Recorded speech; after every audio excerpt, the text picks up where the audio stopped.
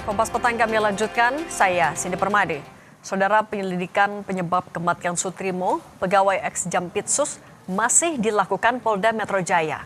Sejumlah saksi kunci yang mengetahui peristiwa kematian tersebut sudah diperiksa. Kompas TV secara eksklusif mewawancarai salah satu supir ambulans yang membawa Sutrimo ke rumah sakit. 4 sosok yang mengantar jenazah Sutrimo ke Rumah Sakit Muhammadiyah usai tak sadarkan diri di klinik kecantikan Morden menjadi saksi kunci untuk mengungkap penyebab kematian Sutrimo. Polisi sudah memeriksa beberapa pihak yang mengantar Sutrimo sebagai saksi kunci, yakni sopir ambulans dan seorang kerabat yang mengantar Sutrimo ke rumah sakit. Jurnalis Kompas TV Tifal Solesa dan juru kamera Andini Anissa secara eksklusif mewawancarai sopir ambulans yang pertama kali membawa Sutrimo dari klinik menuju Rumah Sakit Muhammadiyah Taman Puring.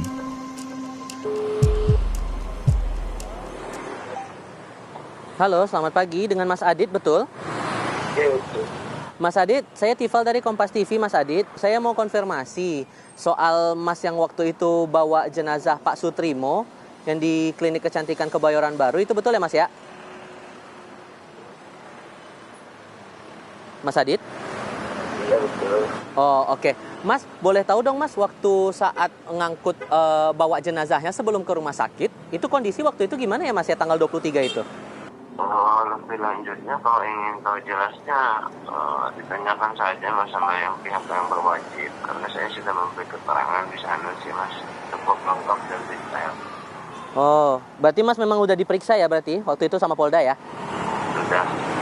Oke, waktu itu Mas barengan ngantar berapa? Ada 4 orang katanya. 4 orang itu siapa ya, Mas ya, kalau boleh tahu? Diterang saja Mas sama pihak yang berwajib, karena kan saya sudah memberi keterangan yang lengkap.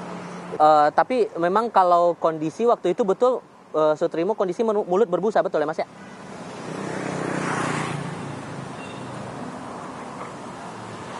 Mas Adit?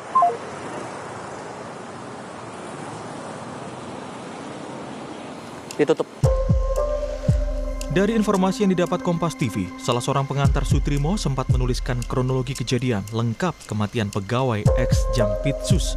Keempat pria yang mengantar Sutrimo juga tidak lama berada di rumah sakit karena keluarga tidak meminta proses otopsi. Jurnalis Kompas TV Tifal Solesa juga mencoba menghubungi salah satu kerabat Sutrimo yang membuat kronologi kematian Sutrimo. Kompas TV juga mendapatkan satu data tentang formulir kronologis. Dalam formulir itu diterangkan, Febrio Adianto sebagai penanggung jawab Sutrimo saat ditemukan pertama kali, dibawa ke rumah sakit dan mendapatkan informasi awal mengeluh sakit.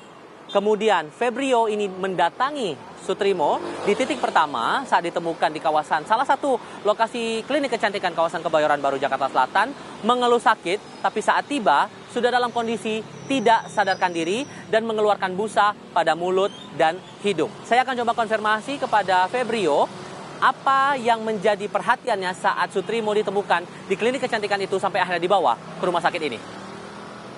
Meninggalkan pesan suara. Untuk meninggalkan pesan suara, tekan 1 karena nomor yang Anda tuju sedang tidak dapat dihubungi.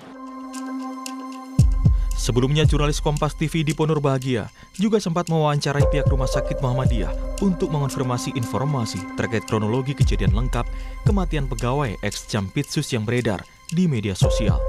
Pihak rumah sakit menyebut kronologi tersebut ditulis langsung oleh Febrio, kerabat Sutrimo. Karena memang tidak diminta oleh keluarga, maka kami tidak memberikan secara utuh.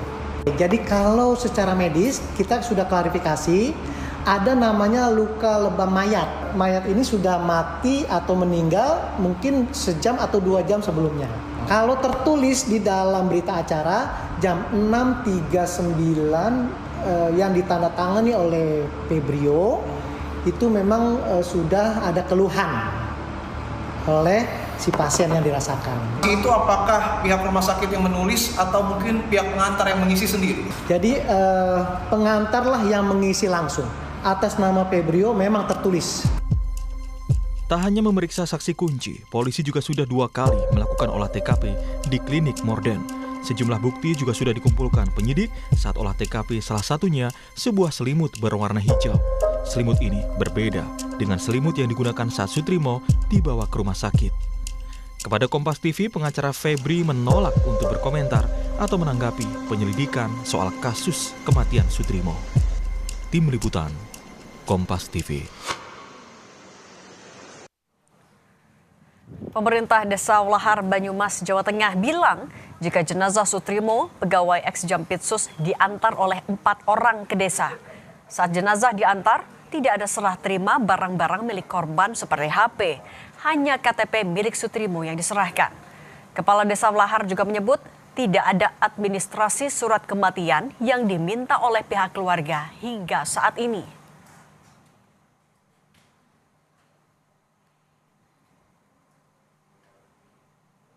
Yang dua dari berseragam dari pihak ambulan, yang dua berseragam jaket hijau tua, hijau daun lah. Itu tapi bilang dari keamanan. Apakah ada barang-barang milik korban yang diserahkan, Pak, oleh pengantar itu? Menurut laporannya si Soim dari adik iparnya Sutrimo itu hanya KTP yang diserahkan. Berarti HP dan barang lain tidak? Tidak ada.